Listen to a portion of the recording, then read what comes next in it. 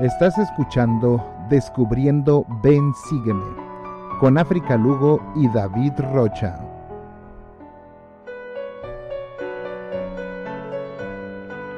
Las opiniones vertidas en este programa son de exclusiva responsabilidad de quienes las emiten y no representan necesariamente el pensamiento de la Iglesia de Jesucristo de los Santos de los Últimos Días.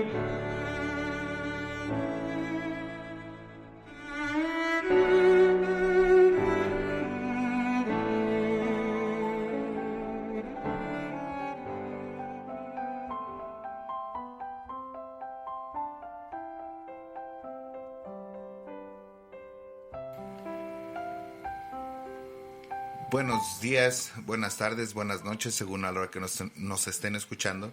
Yo soy Iván Rocha y les doy la bienvenida a esta emisión de Descubriendo Ven Sígueme. Nuestros medios de comunicación ya saben que nos pueden mandar sus comentarios, sugerencias, dudas y las respuestas de las preguntas que hacemos al aire en el correo electrónico descubriendobensígueme@hotmail.com o bien en @desbensígueme, que es nuestra cuenta de Twitter. Y también nos pueden seguir en nuestro canal de YouTube en descubriendobensígueme.com.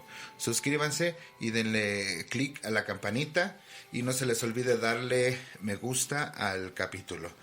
Y de esta manera van a poder ustedes recibir las notificaciones cada que nosotros subamos un contenido más.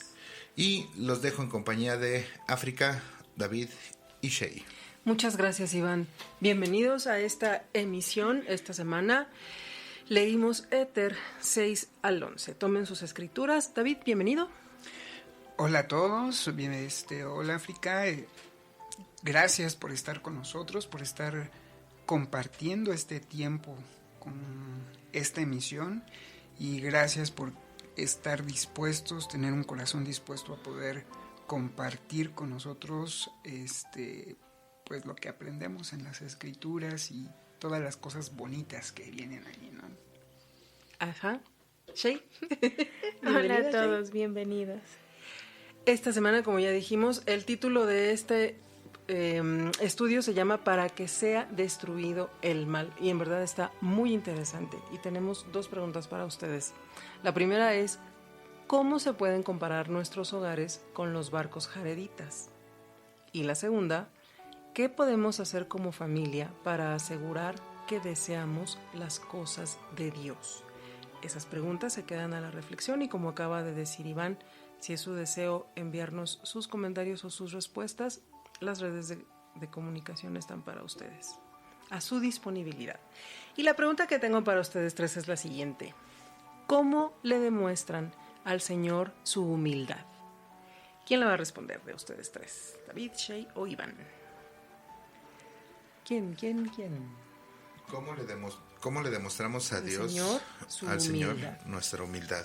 Uh-huh. Pues yo creo que no siendo orgullosos. Ah, bueno. Es una parte porque conozco mucha gente que dice que se siente orgulloso de ser tan humilde, ¿no? Pero yo creo que la principal manera de demostrarlo es siendo obediente. Uh-huh. Principalmente ahorita en cuestión de la pandemia, es increíble ver cómo hay muchos miembros de la iglesia que aún están renuentes a ponerse cubrebocas, a tomar las medidas de que se tomen la temperatura, lavarse las manos, el gel antibacterial, etcétera, etcétera, ¿no? Y hay muchos miembros que aún no creen, cuando aún el profeta nos ha invitado y nos ha hablado, nos ha exhortado a que nosotros podamos cuidarnos y hacer caso a las sugerencias de nuestros gobiernos, ¿no?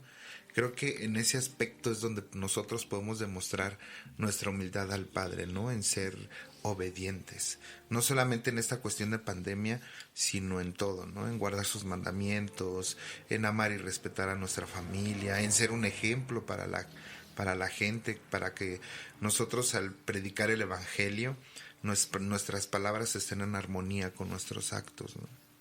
Muchas gracias, Iván. ¿Dale?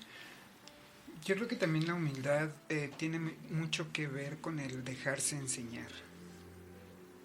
El hecho de que nosotros podamos tomar una clase No importa quién sea nuestro instructor o quién sea nuestro maestro, pero el hecho de entrar con una mente abierta y con un corazón humilde para decir, a ver, qué positivo, qué bueno, qué nuevo voy a aprender de este hermano o de esta hermana, yo creo que es más la ganancia que la pérdida. Que si entramos con una predisposición de decir, ay, es que este hermanito, es que esta hermanita, o qué me puede enseñar, o qué más puedo aprender si yo ya, o prefiero mejor estudiarlo por mi cuenta y no asistir a una clase, ¿no? Yo creo que eso es una parte importante de la humildad, el dejarse enseñar, el permitir que el espíritu entre en nuestro corazón y que abra nuestro entendimiento, independientemente de quién sea la persona que el Señor ha llamado para que sea nuestro maestro, nuestro instructor, nuestro facilitador, como le queramos llamar, ¿no? Gracias, David. Para ti, Shay, o bueno, tú, Shay, más bien, ¿cómo le demuestras al Señor tu humildad? Yo considero que cada vez que me arrodillo a hacer oración, a pedir su ayuda y a reconocer mis errores, y dejar obviamente que Él me moldee, creo yo que así es como se lo demuestro. Gracias, Shay. En Éter 6, capítulo 6 al 10, Moroni hizo un recuento del viaje de los jareditas a lo ancho del océano hasta la tierra prometida. Después resumió los reinados de varias generaciones de reyes, contrastando los periodos de rectitud con los de iniquidad y conflicto. Moroni observó muchas similitudes entre los jareditas y su propio pueblo, los nefitas. Describió el ciclo del orgullo, prosperidad, iniquidad y arrepentimiento que había visto en las dos naciones y destacó el grave peligro en que nos ponemos cuando permitimos que el orgullo y las combinaciones secretas tomen control de nuestra sociedad. Tanto las civilizaciones nefitas como jaredita ponen de relieve la verdad de que cosechamos lo que sembramos. El seguir al Señor trae felicidad, mientras que el apartarse de sus mandamientos trae conflictos y angustia. Ahora vamos a hacer una comparación del viaje de los jareditas con nuestro propio viaje por la vida terrenal rumbo al reino celestial y vamos a encontrar muchas similitudes. Comenzaremos leyendo, por favor, Éter 6, versículo 3. Y así hizo el Señor que las piedras brillaran en las tinieblas para dar luz a los hombres, mujeres y niños, a fin de que no atravesaran las grandes aguas en la oscuridad. El Señor, como podemos ver, incluye a todos. Haremos algunas cosas en nuestra vida que se sentirá como un largo viaje o una gran tarea, y quizá nos sintamos perdidos o en la oscuridad, y muchas veces oraremos pidiendo no tener que lidiar con eso. Pero en algunas veces tendremos que hacerlo. Entonces, podríamos cambiar nuestra oración pidiendo luz y entendimiento durante ese viaje, suplicando la ayuda y el consuelo que hará que sea más soportable. Y no solo eso. Hablando de cómo compararíamos nuestro viaje personal con el de los jareditas, quedaría más o menos así. Las piedras podrían compararse con las escrituras y los profetas. La preparación física puede referirse al almacén. Las olas y tempestades son las tentaciones que enfrentamos. Los barcos serían nuestras familias y los templos, esa protección que nos mantiene a salvo. Y los vientos, las conferencias y la revelación de nuestras autoridades. Vamos, por favor, continuamos leyendo Éter 6, versículos 5 y 8. Y ocurrió que el Señor Dios hizo que soplara un viento furioso sobre la superficie de las aguas, hacia la tierra prometida, y así fueron echados de un lado a otro por el viento sobre las olas del mar. Y ocurrió que el viento no dejó de soplar hacia la tierra prometida mientras estuvieron sobre las aguas, y de este modo fueron impelidos ante el viento. La escala de Beaufort es una medida de la intensidad del viento basada principalmente en el estado del mar, de sus olas y la fuerza del viento. Al viento furioso le ponen el número de Beaufort 9. La escala consta de 12 medidas, con una velocidad de viento de 75 a 88 kilómetros por hora, de 41 a 47 millas náuticas, denominado temporal fuerte o muy duro. El aspecto del mar, según la descripción, son olas muy grandes, rompientes y la visibilidad mermada. Con efectos en tierra, de daños de árboles, imposible caminar con normalidad. Se empiezan a dañar las construcciones e incluso arrastre de vehículos. Al sentir que enfrentamos este tipo de circunstancias, es posible que incluso oremos por ser librados de este tipo de olas o este tipo de problemas o desafíos. Pero si reflexionáramos en que tal vez esa fuerza con la que se nos está probando nos llevará más rápido a la tierra prometida, tendríamos más confianza en nuestro Salvador y actuaríamos, como ya hemos visto, con la fe del hermano de Jared, para presentar nuestro plan y ser guiados por su espíritu. La palabra espíritu en hebreo significa aliento o viento. El Señor asimismo nos brinda luz para guiarnos a través de la oscuridad de la vida terrenal hacia el fulgor del reino celestial, nuestra tierra prometida. Nuestro camino está iluminado por la luz de los apóstoles y los profetas, por los libros canónicos, por líderes y maestros inspirados. También nosotros podemos ser una luz, podemos iluminar el camino a los demás cuando damos oído al consejo del Señor y nos mantenemos dignos de su espíritu. La hermana Ardet G. Kapp, expresidenta general de las mujeres jóvenes, dio este consejo. Ustedes llevan la luz en su interior, pueden resplandecer en la oscuridad, pueden iluminar el mundo, ayudar a disipar las tinieblas. Ustedes pueden establecer la diferencia. Vamos a leer, por favor, los versículos 4 al 8 de Éter 6. Y sucedió que cuando hubieron preparado todo género de alimentos para que con ellos pudieran subsistir sobre las aguas, así como alimentos para sus rebaños y hatos y cualquier bestia o animal o ave que llevasen consigo, he aquí, cuando hubieron hecho todas estas cosas, entraron a sus naves o barcos y se hicieron a la mar, encomendándose al Señor su Dios. Y ocurrió que el Señor Dios hizo que soplara un viento furioso sobre la superficie de las aguas, hacia la tierra prometida, y así fueron echados de un lado a otro por el viento sobre las olas del mar. Y aconteció que muchas veces fueron sepultados en las profundidades del mar, a causa de las gigantescas olas que rompían sobre ellos, y también por las grandes y terribles tempestades causadas por la fuerza del viento. Y sucedió que, cuando eran sepultados en el abismo, no había agua que los dañara, porque los barcos estaban ajustados como un vaso, y también estaban ajustados como el arca de Noé. Por tanto, cuando los envolvían las muchas aguas, imploraban al Señor, y él los sacaba otra vez a la superficie de las aguas. Y ocurrió que el viento no dejó de soplar hacia la tierra prometida mientras estuvieron sobre las aguas, y de este modo fueron impelidos ante el viento. Muchas gracias. Ahí dice encomendarse al Señor. ¿Qué significa esto, David? Por favor, ayúdanos.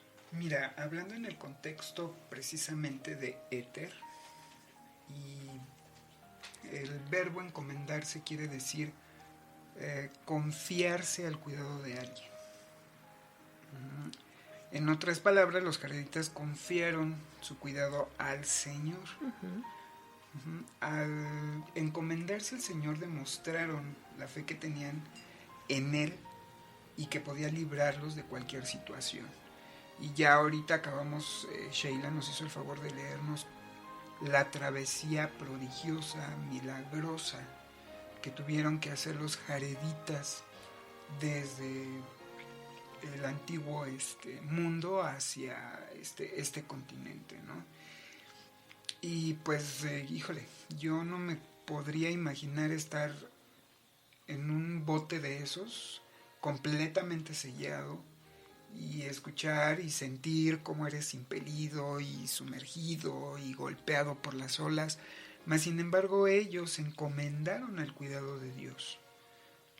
Y aquí nos habla precisamente que el viento no dejó de soplar hacia la tierra prometida mientras que estuvieron sobre el agua. O sea que a pesar de todas esas olas, a pesar de todo eso les ayudó, y fue la parte que fue impeliendo a los barcos jareditas precisamente a llegar a las costas del continente americano.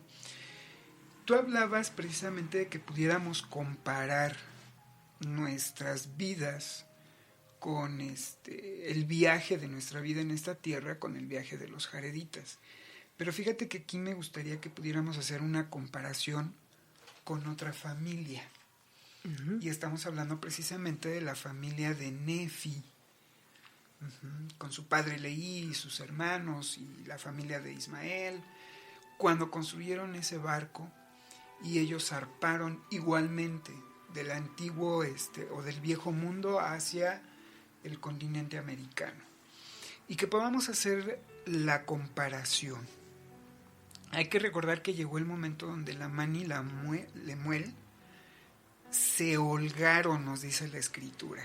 Se empezaron a holgar y empezaron a hablar de manera soez y a comportarse de manera soez, a tal grado que cuando Nefi los empieza a amonestar, ellos se molestan y lo atan. ¿Cuál fue la consecuencia?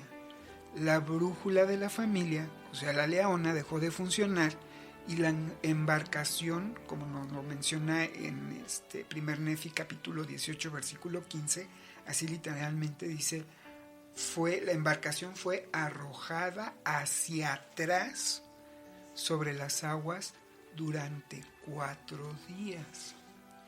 Aquí no podemos negar que tanto la familia de Leí como la familia de los jareditas se encomendaron al cuidado del Señor. El contraste entre estos dos relatos demuestra que tenemos que ejercer fe, pero no es lo único para que el que nosotros nos encomendemos a Dios tenga resultados positivos como en la parte de los jareditas, sino que también hay otro ingrediente muy importante y es precisamente guardar los mandamientos, y esto con el fin de recibir todas las bendiciones que el Señor nos puede dar mediante su cuidado. Ahora, la pregunta es, muchos de nosotros, y yo estoy casi seguro, nosotros como santos de los últimos días nos encomendamos al cuidado de Dios y confiamos en Dios, pero aquí nos está diciendo que no es todo. ¿Qué estamos haciendo para poder efectivamente recibir las bendiciones del cuidado y la protección de Dios? ¿Estamos guardando los mandamientos? Y lo podemos ver ahora en la pandemia, ¿no? Cuando el presidente de la iglesia dijo, ya no nos podemos reunir en las capillas. Ahora cada familia tendría que hacer su mini sacramental y sus servicios de acuerdo a sus necesidades y a sus posibilidades en casa. ¿Qué tanta importancia le estamos dando a esa parte? ¿Nos vestimos correctamente o por el hecho de que estamos en casa empezamos a holgar esas normas y en pijama nos ponemos a participar de los sacramentos? ¿Realmente estamos guardando los mandamientos para que podamos sentir que realmente somos merecedores de esa protección a la cual nosotros estamos requiriendo o la cual nos estamos refugiando en estos momentos de la pandemia y en cualquier momento de desesperación? Yo creo que ese es un muy buen análisis que podemos hacer, ¿no? Entre qué familia somos. ¿Somos como los jareditas o somos como la familia de Leí, ¿no? Claro. Tengo otra pregunta para ustedes. No es algo que hagamos muy común en cada emisión, pero sí quisiera preguntarles lo siguiente. ¿Qué himno cantan cuando necesitan sentir el espíritu? ¿Cuál cantas, Shay? ¿Cuál cantas, David? ¿Cuál cantas, Iván? ¿O entonan o recuerdan? Híjole, son muchos. Para mí son varios. Muchísimos. Ok, piensa en uno. ¿Cuál será? A mí me gustó mucho el 14. Si mal no me acuerdo, es la oración del profeta. Ese me gusta mucho y es como que el que suelo entonar más. Cuando ya sé que, no sé, vaya a pasar algo negativo o yo no esté como que de muy buen ánimo y me acuerdo. La melodía que tiene ese himno me pone muy de buenas. Aunque esté nublado, qué hermosa. Aunque esté nublado, mañana. Sí. Gracias. El 50. El 50. ¿Y tú, Iván, qué himno cantas cuando necesitas sentir el espíritu? El de... Ay, se me fue. ¿Cuál? Es el de Acompáñame. Ah, ¿el 99 o 90? Algo así. Sí, 99. Y... creo que es Conmigo Quédate. Conmigo quédate, Señor. Eso. Sí. El 98. Están juntitos. Ajá. Sí, son himnos que también definitivamente... que es muy alegre y que levanta mucho el ánimo es el de Jesús es mi luz. Ajá. También Un pobre forastero. Uy, bueno. Híjole. Como que se adaptan también a las circunstancias, sí. Pero cuando sí Exacto. necesitamos tranquilidad o esto. Yo creo que depende de en qué situación estamos, porque todo el himnario a mí me ayuda, ¿no? Uno de mis favoritos es el que dice 206. Más cerca a Dios de ti. Ay, ese me gusta mucho. Es el 50, mucho, ¿no? Mucho. No me acuerdo exactamente, pero ese es uno de mis favoritos. Bueno. Vamos a los versículos 9 y 10, por favor. Y le cantaban alabanzas al Señor, sí. El hermano de Jared le cantaba alabanzas al Señor y le daba gracias y loor todo el día. Y cuando llegaba la noche no cesaban de alabar al Señor. Y así fueron impulsados hacia adelante, y ningún monstruo del mar podía despedazarlos, ni ballena alguna podía hacerles daño, y tenían luz continuamente, así cuando se hallaban encima del agua como cuando estaban debajo de ella. En las revelaciones modernas, el Señor dijo que bendecirá a quienes se deleiten en la música justa. Vamos a complementar estos versículos con Doctrina y Convenios, por favor, 25:12. Váyanse a su libro de Doctrina y Convenios en la triple, en sus dispositivos, donde lo tengan. Porque mi alma se deleita en el canto del corazón. Sí, la canción de los justos es una oración para mí, y será contestada con una bendición sobre su cabeza. En el himnario encontramos un mensaje de la primera presidencia describiendo el poder inspirador de la música, y dice lo siguiente: los himnos invitan la presencia del Espíritu del Señor, inducen a la reverencia, nos ayudan a sentirnos más unidos y nos dan la oportunidad de alabar al Señor. Los himnos nos instan a arrepentirnos y a hacer buenas obras, fortalecen nuestro testimonio y nuestra fe, nos consuelan cuando nos sentimos tristes o desesperanzados y nos inspiran a perseverar hasta el fin. Los himnos nos dan ánimo, valor y el empuje para que actuemos correctamente. Nos llenan el alma de pensamientos celestiales y nos dan paz espiritual. Vamos por favor a leer Éter 6, versículo 12. Y desembarcaron en las playas de la tierra prometida, y al pisar sus pies las playas de la tierra prometida, se postraron sobre la faz de la tierra, y se humillaron ante el Señor, y vertieron lágrimas de gozo ante el Señor, por causa de la abundancia de sus tiernas misericordias sobre ellos. Misericordias. En el manual Leales a la Fe dice: nuestro Padre Celestial conoce nuestras debilidades y nuestros pecados. Él nos demuestra misericordia al perdonarnos los pecados y ayudarnos a regresar para morar en su presencia. Podría parecer que esa compasión estuviera en conflicto con la ley de la justicia, la cual establece que ninguna cosa impura puede morar con Dios, pero la expiación de Jesucristo hizo posible que Dios sea para con sus hijos un Dios perfecto, justo y misericordioso también. Continuamos leyendo el versículo 17, por favor. Y se les enseñó a andar humildemente delante del Señor, y también recibían instrucción de lo alto. Y ahora Doctrina y Convenios, 112, versículo 10. Doctrina y Convenios 112, 10. Sé humilde, y el Señor tu Dios te llevará de la mano y dará respuesta a tus oraciones. A los jareditas se les enseñó la importancia de la humildad al andar con Dios. Según la guía para el estudio de las Escrituras, andar con Dios, estar en armonía con las enseñanzas de Dios y vivir como Dios desea que viva su pueblo, ser receptivo y obediente a la inspiración del Espíritu Santo. En la Conferencia General de octubre de 2003, el elder Richard C. Richley dijo: Al meditar sobre estos fieles miembros me impresionan dos cualidades que todos tienen. Primero, sin importar su situación o posición económica, su humildad los lleva a ser sumisos a la voluntad del Señor. Y segundo, a pesar de las dificultades y de las pruebas de la vida, son capaces de mantener un sentimiento de gratitud por las bendiciones de Dios y por la bondad de la vida. La humildad y la gratitud son, en verdad, las características gemelas de la felicidad. En el reino de Dios, la grandeza empieza con la humildad y la sumisión. Estas virtudes compañeras son los primeros pasos críticos para abrir la puerta a las bendiciones de Dios y al poder del sacerdocio.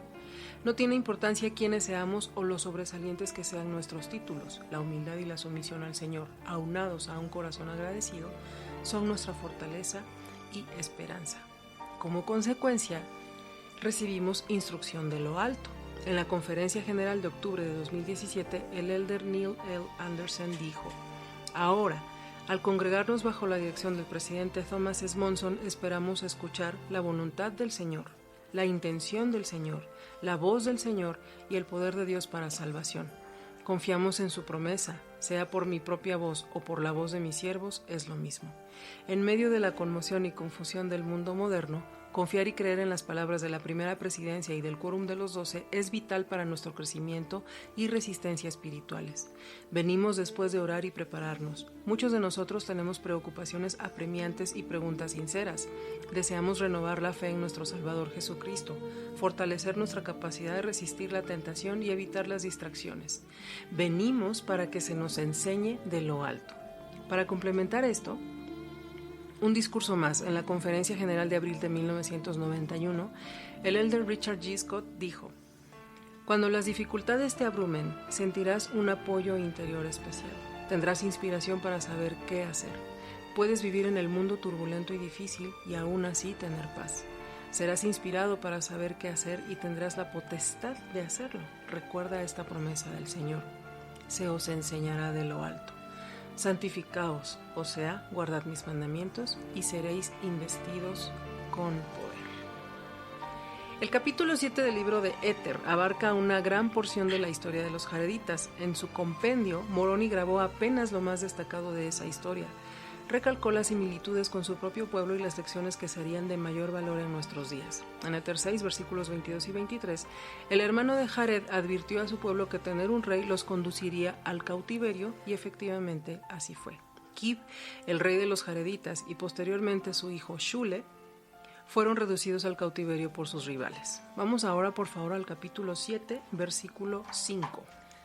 Y cuando hubo reunido un ejército, subió a la tierra de Morón, donde habitaba el rey, y lo tomó cautivo, con lo cual se cumplió la palabra del hermano de Jared de que serían conducidos al cautiverio.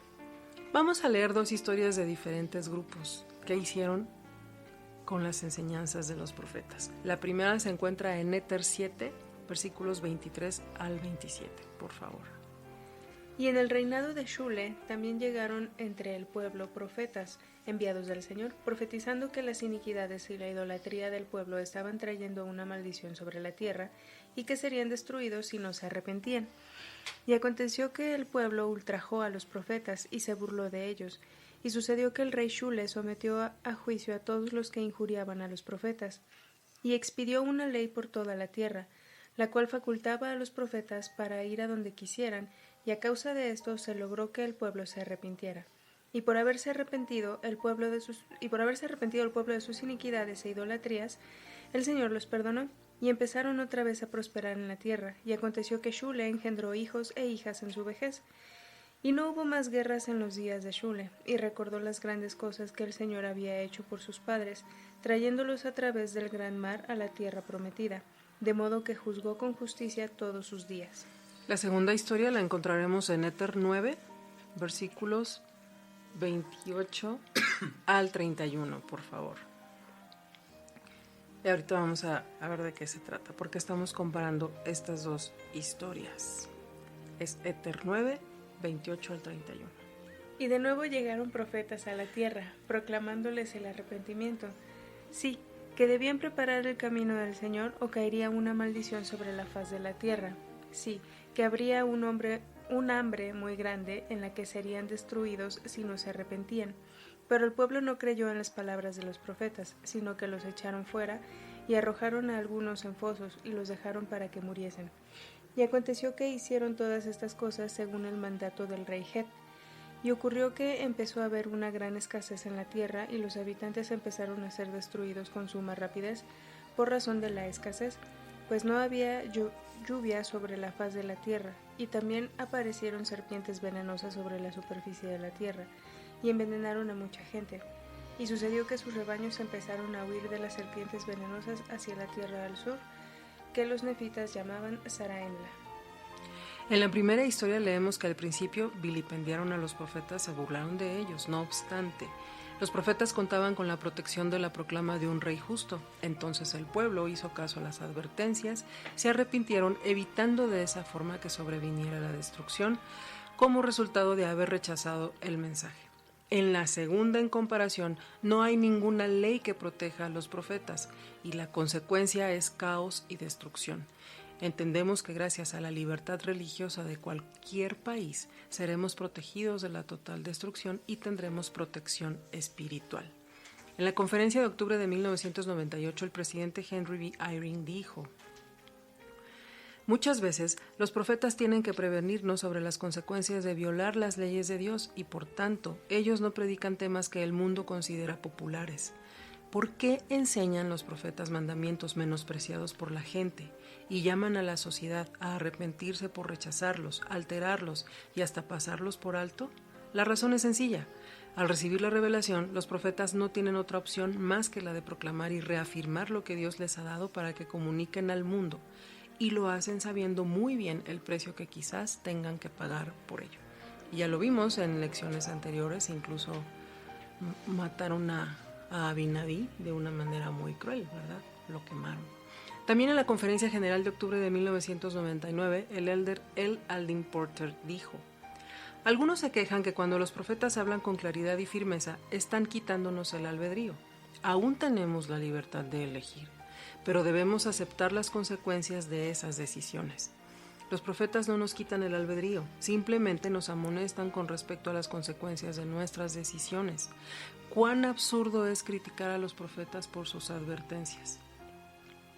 Vamos a ver por favor el encabezado del capítulo 8. Hay luchas y contiendas por el reino. Para matar al rey Akish, establece una combinación secreta regida por un juramento. Las combinaciones secretas son del diablo y causan la destrucción de las naciones. Se amonesta a los gentiles modernos en cuanto a la combinación secreta que procurará destruir la libertad de todas las tierras, naciones y países. En Éter 8:26, Moroni declaró que una de las finalidades de revelar las tácticas de Satanás es deshacerse del mal mientras se espera con anhelo el tiempo futuro. Vamos a ver las características de las combinaciones secretas. Primera, sus dos objetivos son tener poder y gloriarse en él. Segunda, necesitan malicia para sobrevivir. Tercera, prosperan en secreto, lo que es una ofensa capital. Cuarta, implican la realización de pactos formales. Quinta, utilizan el asesinato, la violencia, la amenaza de violencia, el saqueo, el vicio, las prostituciones y la adulación para obtener ganancias y poder. Sexta, operan con leyes contrarias a las leyes del país. Séptima, Satanás es el gran autor y conspirador. Octava, los participantes tienen juicios para su propia gente, no de acuerdo con las leyes del país, sino de acuerdo con su propio conjunto de leyes. Novena, buscan tomar el poder gubernamental lo más rápido posible. Décima, los participantes buscan derrocar la libertad de los demás, pero buscan mantener la libertad para ellos mismos. Doceava, las combinaciones secretas causan la destrucción de naciones. Ahora sí, la doceava, las combinaciones secretas son abominables a los ojos de Dios. Háblanos de esto, por favor, las mentiras de Satanás, David. Mira. Estabas muy calladito, ya no. Fíjate que estando en Los Cabos, tuve la oportunidad de, cuando vas del camino de Cabo San Lucas a San José del Cabo, el camino pasa, hay una parte de ese camino que pasa por unos como especie de acantilados. Y es una vista espectacular. Ver cómo las olas van golpeando hasta la piedra más dura hasta que llega el momento en que, ¿cuánto tiempo se puede llevar? Se puede llevar cientos de años, pero hasta que llega el momento en que ese golpeteo hace que la piedra más dura ceda y caiga. ¿Por qué menciono esto? Porque es el mismo efecto que a veces nosotros tenemos con las mentiras de Satanás. En Éter 3, capítulo 3, versículo 12, nos dice que Dios es un Dios de verdad y no puede mentir. Pero por otro lado, en Doctrina y Convenio 93, 25, nos menciona que Satanás fue mentiroso desde el principio. Y en el capítulo 4 de Moisés, Satanás le revela precisamente a Moisés que Satanás, sí, el diablo, es el padre de todas las mentiras para engañar, cegar a los hombres y llevarlos cautivos según la voluntad de él, sí, a cuantos no quieren escuchar mi voz. El elder Dalian H. Oaks, el Corón de los Apóstoles, él explicó que Satanás y los espíritus que lo siguen todavía están engañando al mundo. Los métodos de Satanás para engañar, él menciona que son muy atractivos. Y yo creo que los podemos ver porque los vemos a diario. ¿Cuáles son?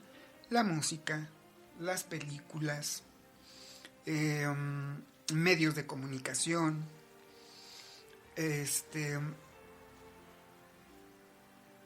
y el resplandor de las diversiones.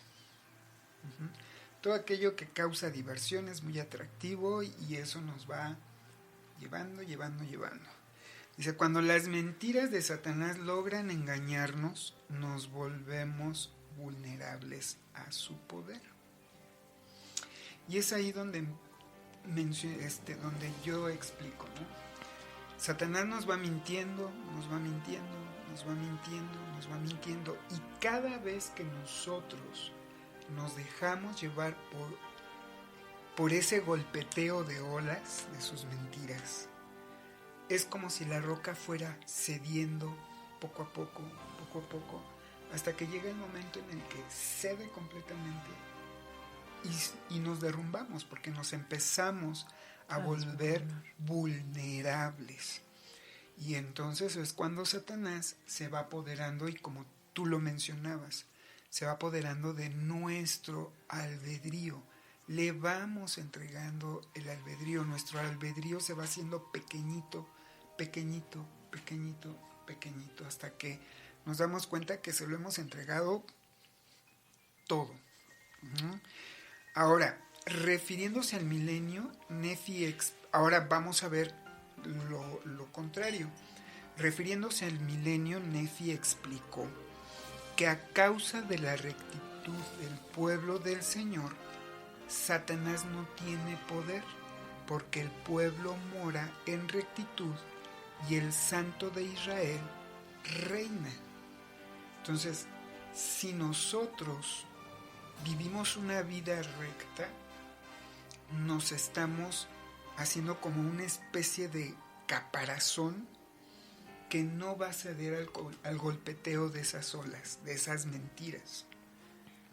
Vamos a ser lo suficientemente fuertes para no ceder. Y eso solamente, ¿cómo se logra? Pues como aquí lo dice, viviendo con rectitud. Ahora, Moroni declaró que una de las finalidades, tú ya lo habías mencionado, de las finalidades de dar a conocer las tácticas de Satanás, es que nosotros estemos a la expectativa, o que estemos bien vigilantes para no caer precisamente en esos trampas que Satanás nos pone, y que esperemos o anhelemos lo que va a suceder en el futuro. Ahora, el profeta José Smith declaró el diablo solo tiene poder sobre nosotros cuando se lo permitimos. En el momento en el que nos rebelamos contra algo que proviene de Dios, el diablo obtiene potestades. Y yo creo que sí deberíamos de poner mucha atención en estas palabras del profeta José Smith, porque aquí menciona que en el momento en el que nos rebelamos contra algo que proviene de Dios, a veces no tiene que ser algo sumamente grave como faltar a la ley de castidad o algo demasiado grave. Pero yo creo que todo empieza por pequeño. Cuando nos rebelamos a las cosas pequeñitas, vuelvo a repetir y a dar el ejemplo, es como si esa ola va partiendo y hace una fisura pequeñita, y por medio de esa fisura pequeñita la siguiente ola se va filtrando, y la que viene la hace un poquito más grande y la hace un poquito más grande. Entonces, cuando nosotros nos rebelamos a un principio muy sencillo, muy pequeñito, como el hecho de, no sé, no quiero caer en poner ejemplos, ¿no? Pero el hecho, simple y sencillamente, ¿por qué voy a ir de corbata a la iglesia? O ¿por qué no me voy a vestir de determinada forma? O ¿por qué no me voy a poner una blusa con este tipo de características? O escuchar tal música. O ¿por qué no he de escuchar tal música? Aunque sabemos que enseña o que habla de cosas que no van de acuerdo con los principios que nosotros tenemos. O entramos al cine. Ahorita ya es tan difícil encontrar una película que no tenga malas palabras o que no tenga escenas explícitas de cierta donde traten con ligereza y con vulgaridad las relaciones íntimas, y decir, bueno, pero pues es una película. Entonces esos pequeños detallitos son precisamente las fisuritas que se van haciendo más grandes y que las olas se van filtrando hasta que llega el momento en que llegamos a rebelarnos a puntos más grandes. Y entonces, ¿por qué le voy a hacer caso a mi obispo? ¿Y por qué tengo que obedecer a mis papás? ¿Y por qué? Y va creciendo, va creciendo, va creciendo. Y es como dice aquí, Satanás no tiene poder sobre nosotros a medida de que nosotros se lo vayamos permitiendo. A medida de que nosotros, como esa roca, va cediendo a las mentiras de Satanás, es como nosotros nos vamos debilitando poco a poco, hasta que viene la caída espectacular de como los aluds de tierra, ¿no? Que luego a veces también vemos, ¿no? Que como el agua va deslavando poco a poquito y hacia allá va, ¿no? Y tenemos una advertencia en los versículos 21 y 22 del capítulo 8. En la Conferencia General de abril de 2004, el elder Boyd K. Packer dijo: vivimos en tiempos peligrosamente difíciles. Los valores morales que estabilizaron a la humanidad en los tiempos pasados se están echando por tierra. No debemos pasar por alto las palabras de Moroni cuando vio nuestra época y dijo: despertad a un conocimiento de vuestra terrible situación. No podemos tomar con ligereza esta advertencia del Libro de Mormón. Recuerdo también que el elder Bednar hace una comparación de la luz, y hay un videíto. En una próxima emisión esperemos tener el título y exactamente para que lo vean, donde él dice que empieza a volverse gris y ya no te das cuenta hasta que ya es totalmente oscuro, y es muy difícil salir de esa oscuridad. Sí, también algunos otros líderes lo han tomado como como que nos va adormeciendo. Nos sentimos tan cómodos que nos empezamos a adormecer. Y yo creo que eso es lo peligroso, que cuando entramos en una situación o en un ambiente que no es el apropiado para nosotros, que sabemos perfectamente que difícilmente el Espíritu Santo puede estar con nosotros, porque estamos creando una atmósfera de crítica, de holgadez, vamos a mencionarlo nuevamente, como en la familia de Nefi, donde empezamos a aflojar un poquito las normas de la iglesia. Eso es lo peligroso, que cada vez nos vamos sintiendo más cómodos, y más cómodos, y más cómodos, a tal grado que ya se nos es fácil decir una mala palabra, o ya se nos es fácil lanzar una crítica mordaz, o ya se nos es fácil dejar de leer las escrituras, dejar de orar como familia y personalmente, y dejar de hacer todas esas cosas. Y vuelvo a decir, lo peligroso es eso, nos vamos sintiendo cómodos, y es muy triste, porque ahora lo vemos, ¿no? Ya cuando nuestros líderes nos están diciendo que debemos de ir regresando poco a poco a nuestras capillas, ya se nos hace. Yo he escuchado, por ejemplo, personas que dicen: no, pero pues es que es más cómodo hacer el sacramental en mi casa, ya eso de levantarse temprano, irse hasta la capilla, y empezamos a poner un montón de pretextos, ¿no? Que si el COVID, que si las normas de sanidad, que si el semáforo, y empezamos a dejar de confiar en las instrucciones de nuestros líderes. Y entonces es cuando, vuelvo a repetir, nos vamos adormeciendo. Cuando una parte de tu cuerpo se adormece, pierde la sensibilidad.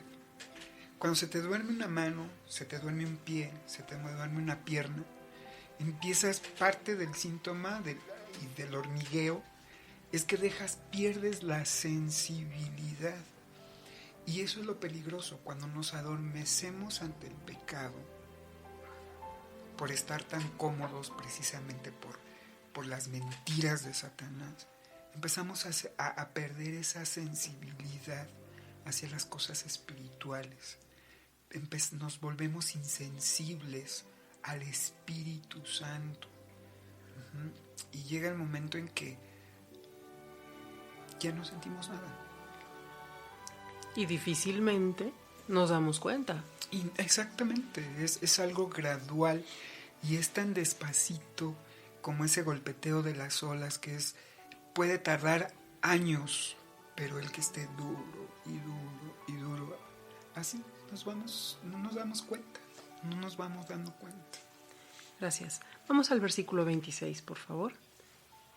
Por lo tanto, se me manda a mí, Moroni, escribir estas cosas, para que sea destruido el mal, y llegue el tiempo en que Satanás no tenga más poder en el corazón de los hijos de los hombres, sino que sean persuadidos a hacer el bien constantemente, a fin de que vengan a la fuente de toda rectitud y sean salvos. Moroni fue ordenado a escribir esta situación para nuestro beneficio. Como ya vimos en Éter 9, había caos, hambruna, escasez y serpientes venenosas. Vamos al versículo 35, por favor. Éter 9, versículo 35. Y aconteció que cuando se hubieron humillado suficientemente al Señor, Él envió la lluvia sobre la faz de la tierra, y el pueblo comenzó a revivir y empezó a haber frutos en las tierras del norte y en todas las tierras circunvecinas, y les mostró el Señor su poder para librarlos del hambre. El pueblo se humilla ante el Señor haciendo caso a los profetas y es bendecido. En el devocional especial para los jóvenes adultos, el presidente Nelson dijo: algunas veces, como líderes de la Iglesia, somos criticados por mantenernos firmes a las leyes de Dios, defendiendo la doctrina del Salvador y resistiendo la presión social de nuestros días. Pero nuestra comisión como apóstoles ordenados es ir por todo el mundo a predicar el Evangelio a toda criatura. Eso significa que hemos sido ordenados a enseñar la verdad, Al hacerlo, algunas veces somos señalados de indiferentes conforme enseñamos los requisitos del Padre para la exaltación en el reino celestial. Pero ¿no sería más indiferente no decir la verdad o no enseñar lo que Dios ha revelado? Es precisamente porque nos preocupamos profundamente por todos los hijos de Dios que proclamamos su verdad. Puede que no siempre digamos a la gente lo que quiere escuchar. Los profetas rara vez son populares, pero siempre enseñaremos la verdad. En Éter 10, versículos del 5 al 7, se describe el gobierno del rey Riplakish. Era inmoral, pedía altos impuestos al pueblo, levantó edificios espaciosos y elaborados y se mantenía por el trabajo del pueblo. Su propia gente lo mató. Algo muy similar leímos en la historia del rey Noé en Mosía 11. Incluso a él le gustaba mucho traer oro y plata y lujos. En Éter 10, versículos 9 al 34, leímos que el pueblo era una civilización avanzada bajo el mandato del rey Lib. Moroni nos dijo lo siguiente acerca de su nivel de prosperidad. Y eran sumamente industriosos, y compraban y vendían y traficaban unos con otros a fin de sacar ganancia, versículo 22. Y trabajaban toda clase de minerales y elaboraban el oro, la plata, el hierro, el bronce y toda clase de metales, e hicieron toda clase de obras finas. Versículo 23. Poseían sedas y lino finamente tejido y hacían toda clase de telas para cubrir su desnudez, y fabricaban toda clase de herramientas para cultivar la tierra, tanto para arar como para sembrar, para segar, como para asadonar, como también para trillar, y hacían toda clase de herramientas con las cuales hacían trabajar a sus animales, y elaboraban toda clase de armas de guerra y confeccionaban toda clase de artículos de una elaboración sumamente fina. Moroni concluyó diciéndonos: y nunca pudo haber un pueblo más bendecido que ellos. Es interesante leer que el Señor nos da también talentos, nos da profesiones, nos da oficios para que cada uno de nosotros pueda desarrollarse, pueda desenvolverse ante la sociedad. Aquí es claro cómo podemos ser bendecidos si cada uno de nosotros se dedica a trabajar. Tenemos la tierra, tenemos los recursos, es cuestión de aplicarlo, aprender y aplicarlo. En el capítulo 11 leímos que así como sucedería con los nefitas, la sociedad jaredita pasó repetidamente por el ciclo de prosperidad, apostasía, juicio, arrepentimiento, prosperidad, apostasía, juicio, arrepentimiento. Y finalmente, al igual que con los nefitas, la gravedad de la apostasía y de la iniquidad se volvió cada vez más fatal. Éter 11 recuenta las etapas finales del ciclo de apostasía de los jareditas. Rechazaron a los profetas, se burlaron de ellos y los vilipendiaron. A pesar de que el rey Shule, como ya dijimos, había promulgado una ley que protegía a los profetas y castigaba a los que perseguían. Un rey posterior adoptó la política de ejecutar a los profetas. Finalmente, la iniquidad se tornó tan generalizada que los profetas se lamentaron y se retiraron de entre el pueblo. Tristemente, el Señor ya sabemos que también cuida a sus siervos, y al darse cuenta que el pueblo no iba a obedecer y todo lo contrario, estaban asesinando a sus escogidos, mejor los retiró. Sí, hay que recordar también en las emisiones pasadas, cuando vimos la destrucción del pueblo de Nefi, ¿no? Uh-huh. Como incluso hasta los 3 nefitas los retiró. ¿Por qué? Porque ya la rebeldía del pueblo era a tal grado que, como nos menciona el elder Dieter en uno de sus discursos, ¿no? Él como piloto aviador dice que cuando tienen un vuelo de una ciudad a otra, despega el avión y ellos tienen marcado un punto del no regreso.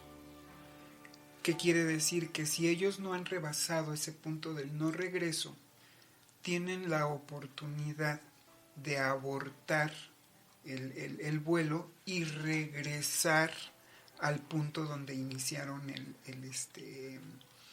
el vuelo. Pero una vez que rebasaron ese punto del ya no regreso, dice que ya no hay otra cosa más que llegar hasta donde el avión pueda y tratar de llegar al destino, ¿no? Ya no hay manera de regresar. Entonces, el presidente, en el libro de El Milagro del Perdón, también menciona el punto del no regreso, ¿no? Donde llega el momento en que la iniquidad, la incredulidad, la rebeldía hacia nuestro Padre Celestial llega a tal punto del no regreso, donde ya no hay manera de...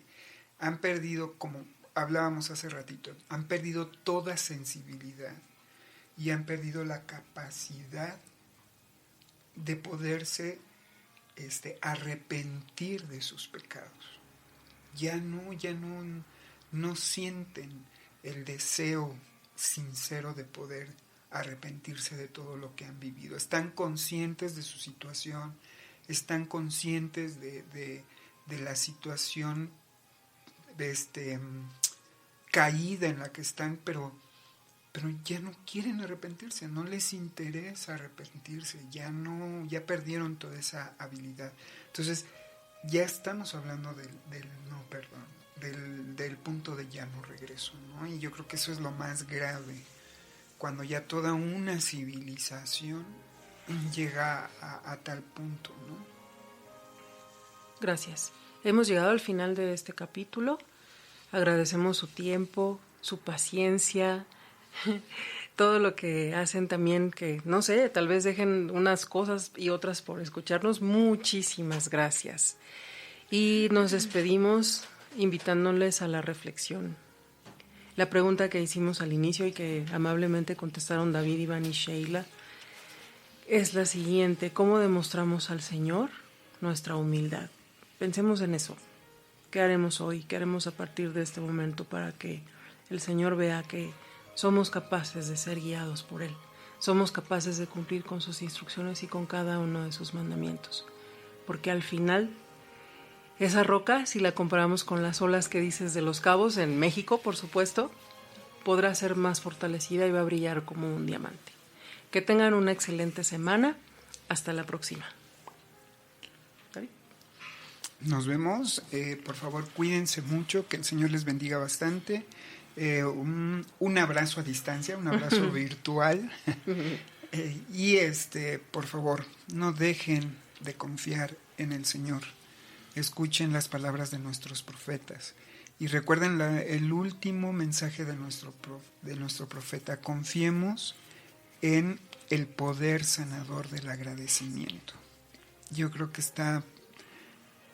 es terapéutico el todos los días en la mañana pensar y hacer una lista de por qué estoy agradecido. Uh-huh. Y esa es una buena forma de empezar un buen día, y la empezamos de una manera feliz. ¿Cómo son nuestras oraciones? ¿Es más grande lo que agradecemos que lo que pedimos?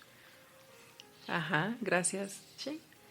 Gracias por escucharnos y beban mucho ponche por la temporada y mucha agüita también, y cuídense mucho porque el virus todavía sigue y con más fuerza. Gracias, Iván. Pues gracias por acompañarnos, gracias David, África, Shea, por esta hermosa lección. Gracias a ustedes por escucharnos y por estar siempre con nosotros. Ya saben que nos pueden escuchar en Spotify, iTunes, Apple Podcasts, iHeartRadio, en Amazon Music, en Alexa Media Player, en Listen, en Deezer y muchas otras aplicaciones más. Y obvio en Spreaker.com, que es nuestra plataforma madre. Muchas gracias y nos estamos escuchando en nuestra próxima emisión. Que tengan bonito mes y bonita semana, y nos escuchamos en la próxima emisión. Hasta luego.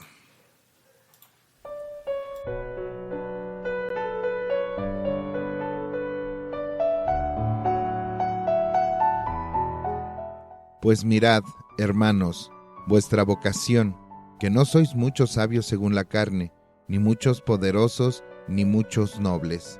Primera de Corintios, capítulo 1, versículo 26.